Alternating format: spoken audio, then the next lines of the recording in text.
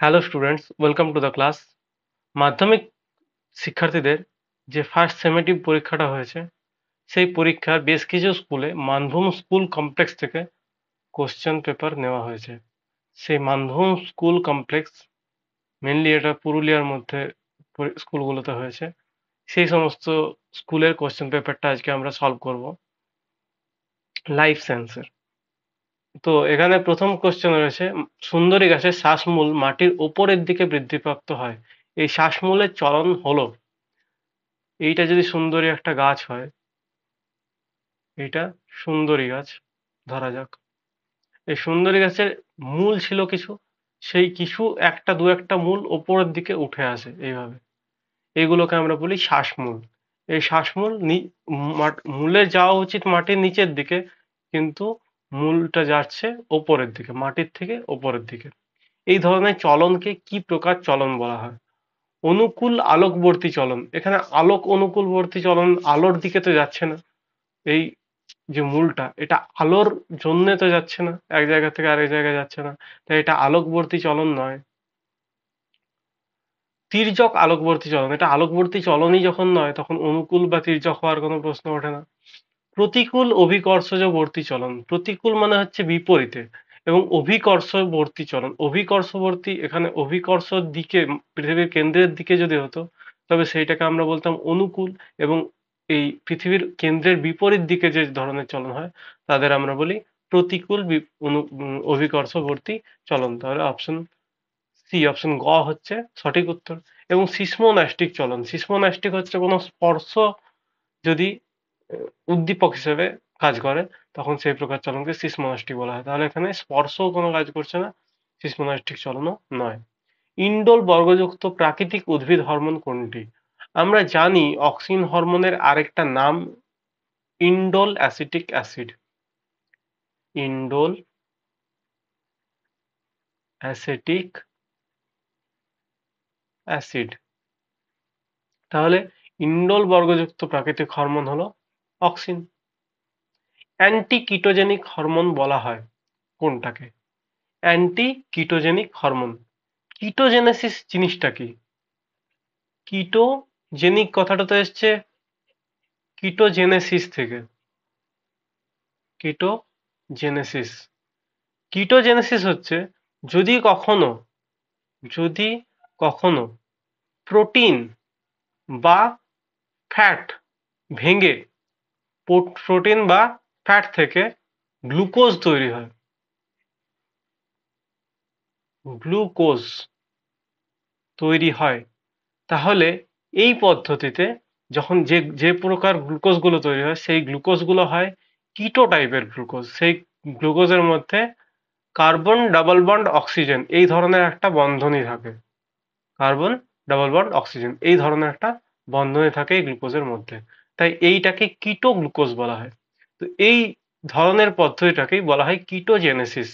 আর এই কোনো প্রোটিন থেকে গ্লুকোজ তৈরি হওয়ার পদ্ধতিকে বলা হয় গ্লুকোনিওজেনেসিস। গ্লুকোনিওজেনেসিস। এই গ্লুকোনিওজেনেসিস পদ্ধতিটাকে কোন হরমোন ঘটায়? গ্লুকাগন। গ্লুকাগন। আমাদের প্রশ্নে বলা হয়েছে অ্যান্টি কিটোজেনিক হরমোন, মানে যে হরমোনটা এই প্রোটিন থেকে গ্লুকোজ তৈরি হওয়ার পদ্ধতি বা গ্লুকোনিওজেনেসিস পদ্ধতিটাকে বাধা দেয়। গ্লুকাগন, আমরা জানি গ্লুকাগন ইনসুলিন হরমোনের উল্টো কাজ করে, এবং ইনসুলিন হরমোন গ্লুকাগন হরমোনের উল্টো কাজ করে। তাহলে গ্লুকাগন হরমোনের যে কাজগুলো, সেইগুলোকে বাধাও দেবে ইনসুলিন হরমোন। ইনসুলিন, এই ইনসুলিন হরমোনটাই গ্লুকোনিওজেনেসিসকেও বাধা দেবে, তাই অ্যান্টি কিটোজেনিক হরমোন বলা হয় ইনসুলিনকে। করটির বিস্তীর্ণ এলাকা জুড়ে অবস্থিত হাইপোথ্যালামাস, থ্যালামাস, গুরু মস্তিষ্ক, লঘু মস্তিষ্ক। করটির সব থেকে বেশি অংশ জুড়ে অবস্থিত গুরু মস্তিষ্ক। সিলিয়ারি গমন দেখা যায় অ্যামিবাতে ক্ষণপথ দ্বারা বা সিউডোপোডিয়া দ্বারা গমন দেখা যায়। ক্ষণপথ বা সিউডোপোডিয়া। মাছের দেহে বেশ কিছু পাখনা আছে, পাখনার দ্বারা গমন দেখা যায়। পাখনা। পায়রার দেহে ডানা ডানার সাহায্যে গমন হয়। এই ডানাতে বেশ কিছু পেশি কাজ করে, পেক্টোরালিস মেজর, পেক্টোরালিস মাইনর, এবং প্যারামেসিয়ামে সিলিয়া দিয়ে গমন দেখা যায়। তাই উত্তর হবে সিলিয়া, উত্তর হবে প্যারামেসিয়াম। মানুষের জনন কোষে অটোজোমের সংখ্যা ও অ্যালোজোমের সংখ্যা। মানুষের সাধারণ কোষের মধ্যে ৪৪টা অটোজোম পাওয়া যায়, প্লাস এক্স এক্স কিংবা ৪৪টা অটোজোম পাওয়া যায়, প্লাস এক্স ওয়াই অ্যালোজোম পাওয়া যায়। এইটা হয় ফিমেলের মধ্যে, এইটা হয় মেলের মধ্যে, ফিমেল এবং মেল। যদি এখান থেকে গ্যামেট তৈরি হয়, গ্যামেট তৈরি হওয়ার সময় আমরা জানি ক্রোমোজোমের সংখ্যা অর্ধেক হয়, তাহলে অটোজোমের সংখ্যা ৪৪ থেকে অর্ধেক হয়ে যাবে ২২টা অটোজোম, প্লাস যদি মেল থেকে হয় তখন এইটার সঙ্গে ইদার এক্স হতে পারে একটা গ্যামেট, কিংবা ২২টা অটোজোম প্লাস ওয়াই হবে। এইটা একটা গ্যামেট বা জনন কোষ, আর এইটা আরেকটা গ্যামেট বা জনন কোষ। যদি ফিমেল থেকে জনন কোষ তৈরি হয়, ডিম্বাণু যদি তৈরি হয়, তখন আমরা দেখব এখান থেকে কি তৈরি হবে, ৪৪ অটোজোম থেকে ২২ অটোজোম প্লাস এক্স তৈরি হবে, কারণ এখানে ওয়াই এর কোনো অপশন নেই। এখানে আমরা দেখতে পাচ্ছি ২২টা অটোজোম এবং একটা অ্যালোজোম আছে, প্রত্যেকটা জায়গাতেই ২২টা অটোজোম এবং একটা অ্যালোজোম আছে। তাই অপশন ক সঠিক উত্তর হবে। মাইটোসিস কোষ বিভাজনের সবচেয়ে ক্ষণস্থায়ী দশা হলো, মাইটোসিস কোষ বিভাজনের সবচেয়ে ক্ষণস্থায়ী দশা হলো মেটাফেজ। মেটাফেজ অংশটা, মেটাফেজ দশা সব থেকে কম সময়ের জন্য থাকে। গুয়ানিন সাইটোসিনের সঙ্গে কয়টি হাইড্রোজেন বন্ড দিয়ে যুক্ত থাকে? গুয়ানিনের সঙ্গে সাইটোসিন ৩টে হাইড্রোজেন বন্ড দিয়ে যুক্ত থাকে এবং অ্যাডেনিনের সঙ্গে থাইমিন ২টো হাইড্রোজেন বন্ড দিয়ে যুক্ত থাকে। উত্তর আমাদের প্রশ্নে জিজ্ঞেস করেছে গুয়ানিন এবং সাইটোসিন, তাই উত্তর হবে ৩টে। নেক্সট, উদ্ভিদ অঙ্গের চলন যখন জলের উৎসের গতিপথ অনুসারে হয়, কোনো কিছুর গতিপথ অনুসারে যদি, মানে উদ্দীপকের গতিপথ অনুসারে যদি চলন ঘটে, সেই প্রকার চলনকে আমরা বলি ট্রপিক চলন।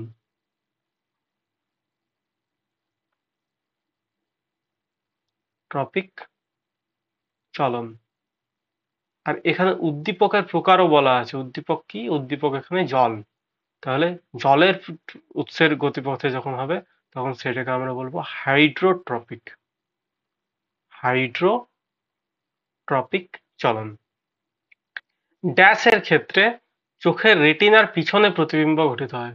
চোখের রেটিনার পিছনে প্রতিবিম্ব গঠিত হয় হাইপারমেট্রোপিয়ার ক্ষেত্রে। হাইপারমেট্রোপিয়া। এই হাইপারমেট্রোর আরেকটা নাম দেওয়া হয় হাইপারোপিয়া। হাইপারোপিয়া। এই হাইপারমেট্রোপিয়ার আরেকটা নাম বলা হয় হাইপারোপিয়া। ডাবের জলে ড্যাশ হরমোন থাকে। ডাবের জলের মধ্যে সাইটোকাইনিন হরমোন থাকে। সাইটোকাইনিন হরমোন থাকে। নিউক্লিয়াসের বিভাজনকে ড্যাশ বলে। নিউক্লিয়াসের বিভাজনকে বলা হয় ক্যারিওকাইনেসিস। ক্যারিওকাইনেসিস। মধুমেহ রোগে ক্ষতস্থান তাড়াতাড়ি শুকোতে চায় না। খুব সুন্দর প্রশ্ন। মধুমেহ রোগের ক্ষেত্রে কি হয়? মধুমেহ রোগের ক্ষেত্রে রক্তে গ্লুকোজের পরিমাণ অনেক বেশি হয়। এখন যদি কোনো ক্ষতস্থান থাকে, সেই ক্ষতস্থানে রক্ত বেরোবে, ধরা যাক এটা একটা হাতের ক্ষতস্থান, এই অংশটা হচ্ছে ক্ষতস্থান। এই স্থান দিয়ে রক্ত বেরিয়েছে। রক্ত বেরোলে সেই রক্তের মধ্যে প্রচুর পরিমাণে গ্লুকোজ আছে। সেই গ্লুকোজের জন্য যেখানেই গ্লুকোজ থাকবে সেখানে ব্যাকটেরিয়ারা আসবে সেই গ্লুকোজটা খেয়ে সেইখানে বংশ বিস্তার করার জন্য। এবং সেই রক্তে যেহেতু গ্লুকোজের পরিমাণ বেশি, তাই ব্যাকটেরিয়া খুব তাড়াতাড়ি এখানে অ্যাটাক করতে পারবে, আর তাই এই জায়গাটাতে ব্যাকটেরিয়ার বংশ বিস্তার ঘটবে, আর তার ফলে ক্ষতস্থান তাড়াতাড়ি শুকোতে চাইবে না। তাই মধু এইটা প্রশ্নে ছিল এটা সত্য মিথ্যা যাচাই করার জন্য, ট্রু অর ফলস। তো মধুমেহ রোগের ক্ষেত্রে ক্ষতস্থান তাড়াতাড়ি শুকোতে চায় না, এটা একটা ট্রু। শুক্রাশয় থেকে ইস্ট্রোজেন খরিত হয়। হয় কি? শুক্রাশয় থেকে একমাত্র টেস্টোস্টেরন হরমোন খরিত হয় এবং ডিম্বাশয় থেকে ইস্ট্রোজেন এবং প্রজেস্টেরন হরমোন নিঃসৃত হয়। তাই এটা একটা ফলস। সেন্ট্রোমিয়ার ক্রোমোজোমের মাঝখানে থাকলে সেটাকে টিলোসেন্ট্রিক বলে। যদি এইটা ধরা যাক একটা ক্রোমোজোম, এই ক্রোমোজোমের মাঝখানে সেন্ট্রোমিয়ার আছে, তাহলে এইটাকে টিলোসেন্ট্রিক বলা হবে? না, এটাকে বলা হবে মেটাসেন্ট্রিক। মেটাসেন্ট্রিক। টিলোসেন্ট্রিক কখন বলা হয়? যখন এক প্রান্তে সেন্ট্রোমিয়ার থাকে আর তারপর বাকি ক্রোমোজোমটা থাকে, এটাকে বলা হবে টিলোসেন্ট্রিক। টেল শব্দের অর্থ হচ্ছে লেজ, সেই টেল থেকে এসছে টিলোসেন্ট্রিক। তাই এটা হবে আবার ফলস। বি সদৃশ্য বেছে রাখো। আর্জিনিন, হিস্টিডিন, লাইসিন এবং টাইরোসিন। এই আর্জিনিন, হিস্টিডিন এবং লাইসিন এই তিনটা হচ্ছে ক্ষারীয় প্রকৃতির। তিনটা হচ্ছে ক্ষারীয় প্রকৃতির অ্যামাইনো অ্যাসিড। এই তিনটে অ্যামাইনো অ্যাসিড কোথায় থাকে? হিস্টোন প্রোটিনের মধ্যে থাকে। তিনটে অ্যামাইনো অ্যাসিড থাকে হিস্টোন প্রোটিনের মধ্যে। আর টাইরোসিন একটা ক্ষারীয় অ্যামাইনো অ্যাসিড নয়, এইটা থাকে নন হিস্টোনের মধ্যে, নন হিস্টোন প্রোটিনের মধ্যে। তাই উত্তর হবে এখানে টাইরোসিন। এমসিপিএ এর পুরো নাম কি? এমসিপিএ এর পুরো নাম হচ্ছে 2-মিথাইল-4-ক্লোরো-ফেনক্সি অ্যাসিটিক অ্যাসিড। এটি এক ধরনের সিনথেটিক অক্সিন হরমোন। এটি হলো এক ধরনের সিনথেটিক অক্সিন হরমোন, যে হরমোনটা হার্বিসাইড হিসেবে ব্যবহৃত হয়। ফ্লেক্সর পেশির উদাহরণ দাও। ফ্লেক্সর বা ফ্লেকশন ঘটনা কোনটা? ফ্লেকশন হচ্ছে যখন আমরা হাতটাকে এই দিকে নিয়ে আসি, আমরা হাতটাকে মাথার দিকে বা কাঁধের দিকে নিয়ে আসি, তখন এই ঘটনাটাকে বলা হয় ফ্লেক্সর। এইটার জন্য কোন পেশি কাজে লাগে? আমাদের হাতের যে ওপরের দিকের এই পেশিটা, যেটাকে আমরা বলি বাইসেপস, এটার নাম হচ্ছে বাইসেপস। তো ফ্লেক্সর পেশির উদাহরণ হচ্ছে বাইসেপস। সোয়ান কোষ কোথায় থাকে? সোয়ান কোষ কোথায় থাকে? এইটা যদি একটা আমাদের স্নায়ু কোষ হয়, এই স্নায়ু কোষের একটা থাকে কোষ দেহ আর থাকে লম্বা অ্যাক্সন। এই অ্যাক্সনকে ঘিরে থাকে বেশ কিছু মায়োলিন সিদ। অ্যাক্সনকে ঘিরে থাকে বেশ কিছু মায়োলিন সিদ। এই মায়োলিন সিদের মাঝখানে মাঝখানে এক প্রকার চোখের মতো ছোট ছোট কোষ থাকে, যে কোষগুলো প্রথম আবিষ্কার করেছিল বিজ্ঞানী সোয়ান। তাই এটার নাম হয় সোয়ান কোষ। হরমোনকে রাসায়নিক সমন্বয়ক বলে কেন? আমরা জানি হরমোন কি করে।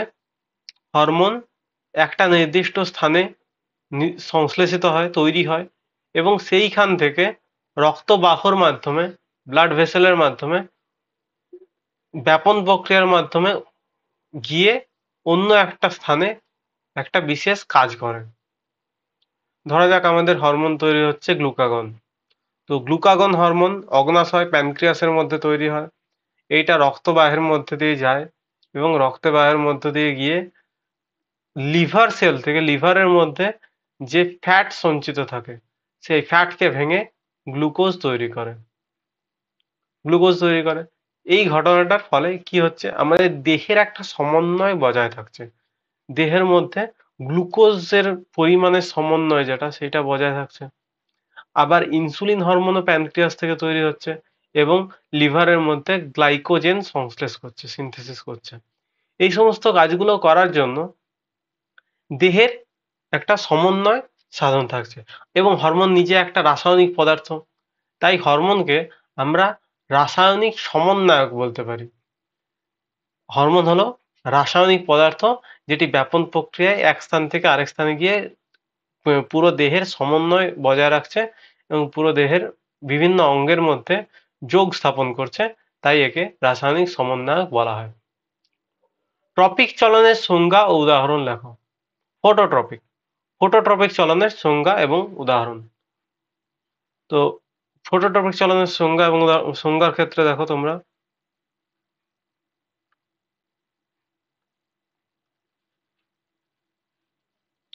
এখানে কি বলা হয়েছে, আলোক উদ্দীপকের উৎসের গতিপথ দ্বারা নিয়ন্ত্রিত উদ্ভিদ অঙ্গের চলনকে ফটোট্রপিক চলন বা আলোকবৃত্তীয় চলন বলা হয়।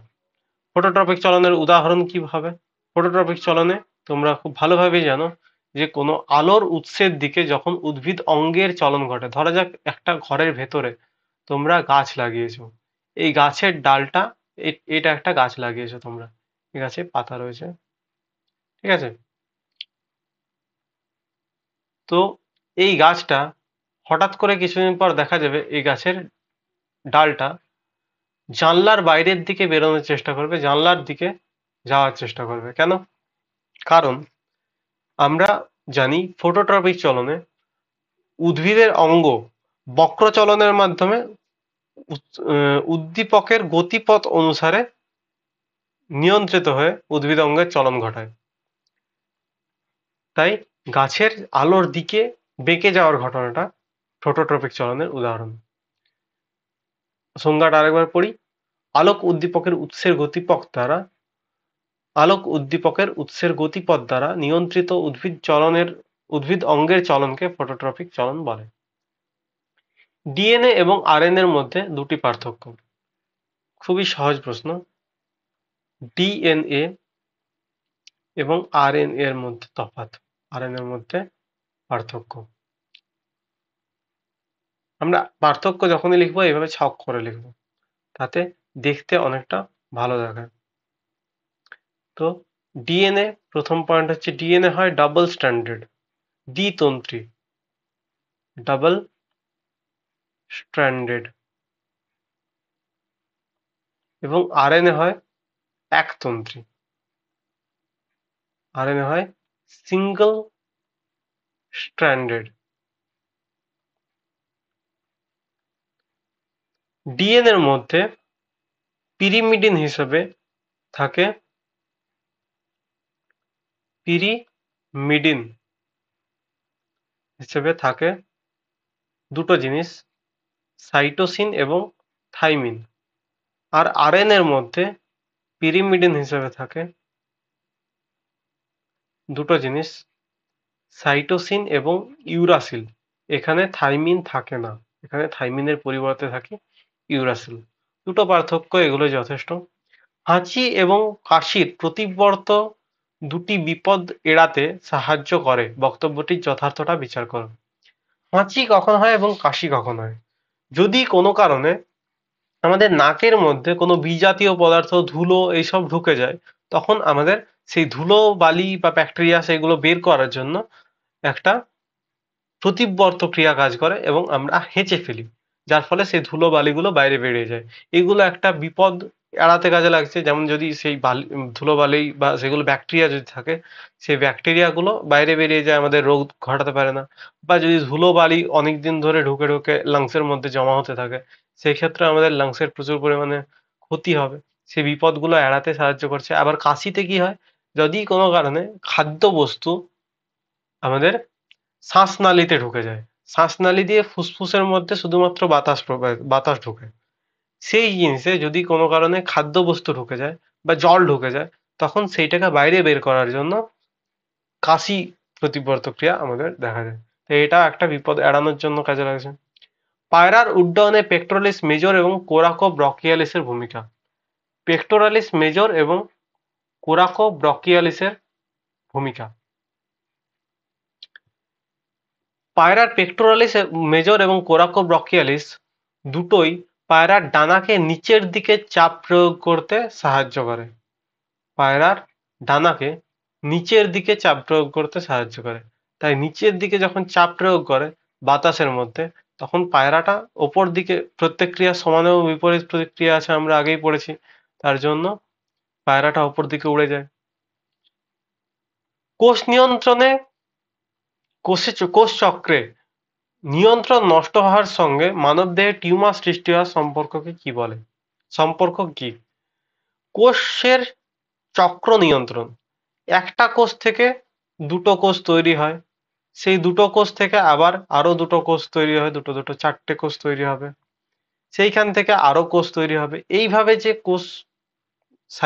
কোষ চক্র ঘটে, এই কোষ চক্রের যদি নিয়ন্ত্রণ হারিয়ে ফেলি, যদি হঠাৎ করে এখানে ধরা যাক আমার 4টে কোষ দরকার, 4টে কোষে থেমে যাওয়া উচিত, এই থেমে যাওয়ার যদি ঘটনাটা না ঘটে, এটা আবার কোষ বিভাজন করতেই থাকে, তখন কি দেখা যাবে, একগুচ্ছ কোষ তৈরি হবে, একটা টিউমার, একটা লাম্প তৈরি হবে, সেই লাম্পটাকে আমরা বলি টিউমার। একগুচ্ছ কোষ যেটা তৈরি হচ্ছে, সেই একগুচ্ছ কোষটাকে আমরা বলি টিউমার। তাই কোষ চক্রের মধ্যে যদি নিয়ন্ত্রণ হারিয়ে যায়, তখন টিউমার সৃষ্টি হয়। তোমাদের বইয়ে এখানে দেখো বলা হয়েছে, কোষ চক্রের বিভিন্ন নিয়ন্ত্রণ বিন্দুগুলিতে কোষ বিভাজন নিয়ন্ত্রিত হয়। এই ব্যবস্থা না থাকলে অনিয়ন্ত্রিত কোষ বিভাজন ঘটে এবং টিউমার সৃষ্টি হয়। একটি আদর্শ স্নায়ু কোষের চিত্র অঙ্কন করো এবং নিম্নলিখিত অংশগুলি স্থির করো। আচ্ছা, আদর্শ স্নায়ু কোষের চিত্র কিরকম হয়? এই রকমের হয়। একটা কোষ দেহ থাকে, একটা কমপ্লিট কোষ দেহ থাকে, আর একটা অ্যাক্সন থাকে। এখানে ডেনড্রন, এখানে দেখো এইগুলো, এই যে এক একটা কোষ দেহ থেকে যে গাছের মতো অংশগুলো বেরোচ্ছে, এইগুলো এক একটা ডেনড্রন। আর ডেনড্রনের যে শাখা, ডেনড্রন ডেনড্রনের যে শাখা, সেগুলোকে আমরা বলছি ডেনড্রাইট। নিজল দানা, কোষ দেহের মধ্যে নিউক্লিয়াসকে ঘিরে চারদিকে নিজল দানা থাকে এরকম ছোট ছোট। মায়োলিন সিদ, এখানে দেখো দেওয়া আছে ছবিতে, অ্যাকশনকে ঘিরে যে হলুদ হলুদ যে স্তরগুলো আছে, গোল গোল হলুদ হলুদ অংশগুলো রয়েছে, এইগুলো হচ্ছে এক একটা মায়োলিন সিদ। এবং র্যানভিয়ারের পর্ব, দুটো মায়োলিন সিদের মাঝখানে যে ক্ষুদ্র অংশটা রয়েছে, সেই ফাঁকা অংশটাকে আমরা বলি র্যানভিয়ারের পর্ব। নেক্সট, ক্রোমোজোমের বাহ্যিক গঠন। ক্রোমোজোমের বাহ্যিক গঠনের পরিষ্কার চিত্র অঙ্কন করো এবং বিভিন্ন অংশগুলি দেখাও। এইটা, এই এক্স আকৃতির ক্রোমোজোম হয়, মাঝখানে যে খাঁজটা থাকে, সেই খাঁজটাকে সেন্ট্রোমিয়ার বলি, কিংবা প্রাথমিক খাঁজ বলি বা মুখ্য খাঁজ বলি। এইটা হচ্ছে মুখ্য খাঁজ।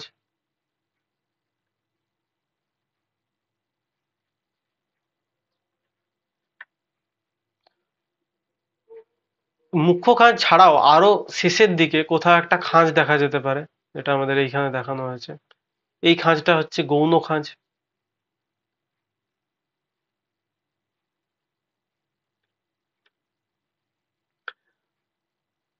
ক্রোমোজোমের শেষের প্রান্তে একটা অংশ যে আলাদা হয়ে রয়েছে, এই অংশটাকে আমরা বলি স্যাটেলাইট।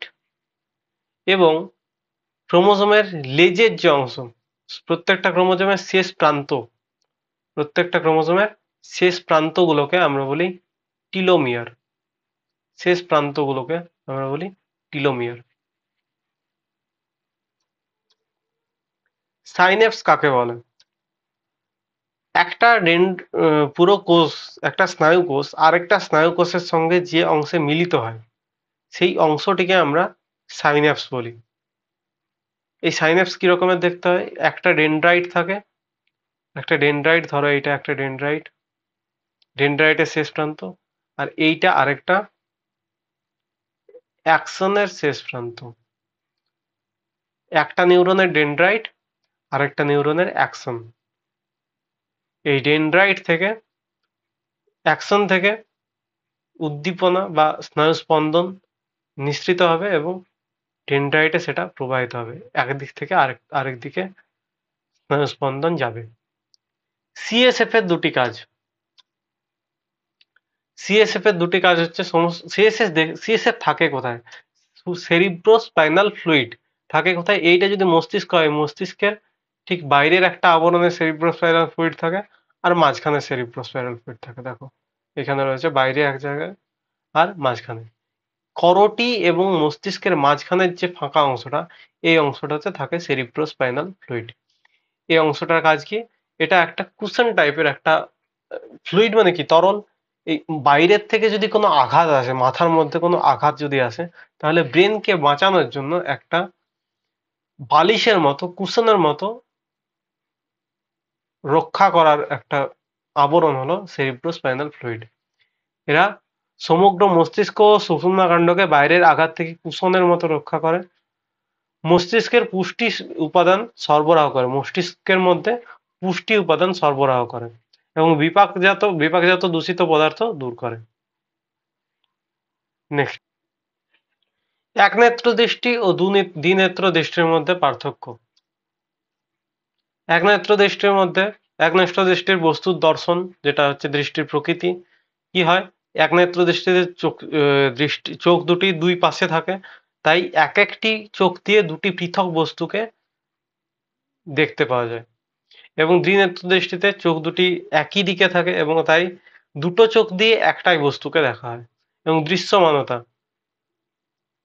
বস্তুর ত্রিমাত্রিক বৈশিষ্ট্য তুলনামূলকভাবে কম অনুভূত হয় এবং দ্বিনেত্র দৃষ্টির ক্ষেত্রে বস্তুর গভীরতা, উচ্চতা, দূরত্ব এইসব ঠিকঠাক বোঝা যায়, স্পষ্টভাবে বোঝা যায়।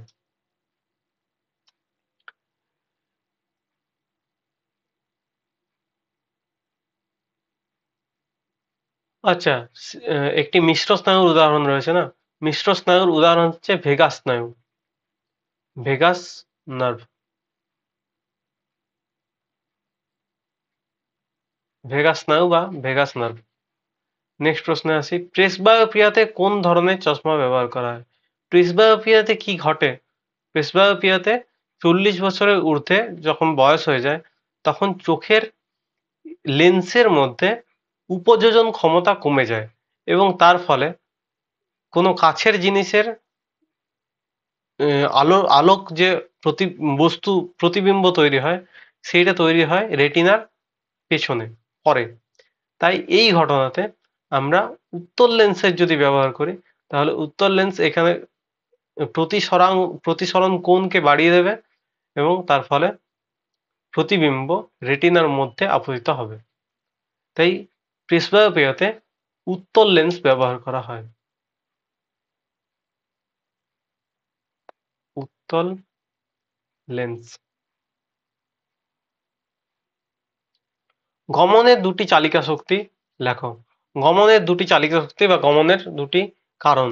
এক হতে পারে জননের জন্য, আমরা উদাহরণ জানি, সামুদ্রিক মাছ ইলিশ বর্ষাকালে ডিম পাড়ার জন্য, জনন করার জন্য সমুদ্রের জল থেকে স্বাদু জলে আসে, গঙ্গায় আসে। তাই আমরা বর্ষাকালে একমাত্র ইলিশ দেখতে পাই নদীর মধ্যে। আর কি হতে পারে? আর হতে পারে পরিবেশের প্রতিকূলতা। প্রতিকূলতা, যদি কোনো কারণে পরিবেশের প্রতিকূলতা দেখা যায়, যদি পরিবেশ এমন হয় যেখানে তার বেঁচে থাকা সম্ভব হয় না, যদি কোনো কারণে আমরা গাছ কেটে ফেলি, জঙ্গল কেটে ফেলি, তখন সেই জঙ্গলের সমস্ত পাখি, পশুরা এক স্থান থেকে আরেক স্থানে গমন করে।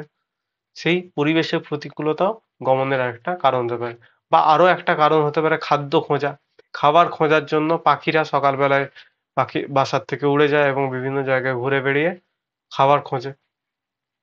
এইগুলো হতে পারে গমনের চালিকা শক্তি।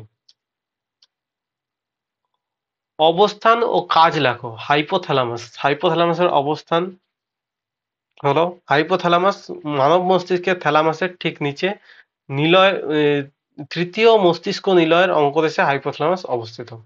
এর কাজ হচ্ছে তাপমাত্রা, খিদে, তৃষ্ণা, তৃপ্তি, যৌন আবেগ ইত্যাদি নিয়ন্ত্রণ করা, পিটুইটারি গ্রন্থির হরমোন ক্ষরণ নিয়ন্ত্রণ করা। আর লঘু মস্তিষ্ক। লঘু মস্তিষ্ক চতুর্থ মস্তিষ্ক নিলয়ের পৃষ্ঠদেশে, গুরু মস্তিষ্কের তলদেশে, সুষুম্না শীর্ষকের পেছনে এবং শিশু মস্তিষ্কের পেছনে লঘু মস্তিষ্ক অবস্থিত। এর কাজ হচ্ছে দেহের ভারসাম্য রক্ষা করা এবং দেহের ঐচ্ছিক চলন নিয়ন্ত্রণ করা। এখানে একটা ফুল স্টপ হবে। তারপর মস্তিষ্কের কোন অংশ রিলে স্টেশন রূপে কাজ করে? মস্তিষ্কের থ্যালামাস অংশ, থ্যালামাস অংশ রিলে স্টেশন বা রিলে সেন্টার হিসেবে কাজ করে। নেক্সট হচ্ছে কোষের চেক পয়েন্ট গুলোর নাম লেখো। কোষের চেক পয়েন্ট গুলোর নাম। আমরা যদি কোষ সেল সাইকেল পড়ি, কোষ চক্র পড়ি, তাহলে দেখব সেল সাইকেলের মধ্যে সেল সাইকেলকে আমরা দুটো ভাগে ভাগ করতে পারি। এক হচ্ছে ইন্টারফেজ আরেক হচ্ছে এম ফেজ। ধরা যাক এটা মাইটোসিস, তাহলে মাইটোসিস ফেজ। এই ইন্টারফেজকে আবার আমরা 3 ভাগে ভাগ করব, G1, S and G2।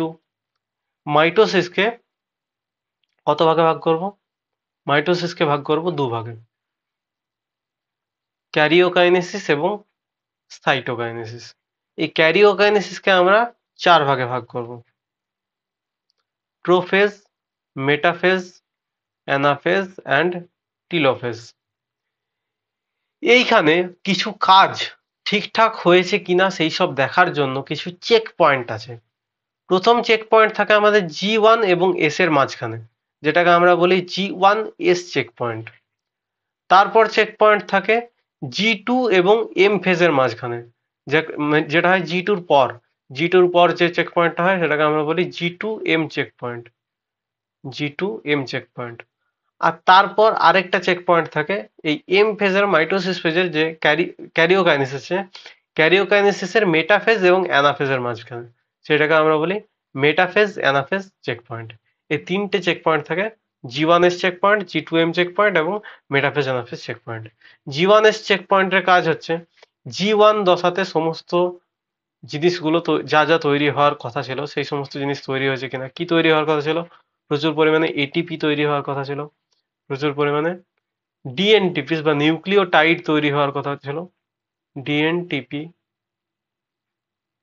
বা নিউক্লিওটাইড তৈরি হওয়ার কথা ছিল। এই সমস্ত জিনিসগুলো তৈরি হওয়ার কথা ছিল, যেগুলো G1-এ হয়েছে কিনা সেইগুলো দেখা হবে। G2M ফেজ যে দশা, এই G2M দশায় দেখা হবে S দশাতে কি হওয়ার কথা ছিল? S দশাতে সমস্ত ডিএনএটা ডাবল হওয়ার কথা ছিল, ডিএনএর সংখ্যা, ডিএনএর কন্টেন্টটা ডাবল হওয়ার কথা ছিল। সেই সবগুলো ঠিকঠাক হয়েছে কিনা। এবং এম এবং মেটাফেজ অ্যানাফেজ চেক পয়েন্ট যেটা রয়েছে সেখানে দেখা হয় মেটাফেজ দশার সমস্ত ক্রোমোজোমগুলো, মেটাফেজ দশায় কি হয়? সমস্ত ক্রোমোজোমগুলো মাঝখান বরাবর সজ্জিত হয় এবং সেই ক্রোমোজোমগুলোর মাঝখান বরাবর সজ্জিত হওয়ার পর বেম তন্তুগুলো ক্রোমোজোমের কাইনেটোকোরের সঙ্গে যুক্ত হয়। সেই এম এ চেক পয়েন্টে এটাই দেখা হয় যে প্রত্যেকটা ক্রোমোজোমের কাইনেটোকোর বেম তন্তুর সঙ্গে যুক্ত হয়েছে কিনা। এগুলো এদের কাজ। কোষ বিভাজনের দুটি তাৎপর্য। কোষ বিভাজনের তাৎপর্য মানে হচ্ছে কোষ বিভাজনের গুরুত্ব।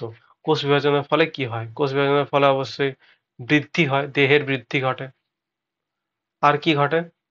জনন কোষ তৈরি হয়, জনন কোষ তৈরি হয়। আর কি হয়? ক্ষয় পূরণ ঘটে।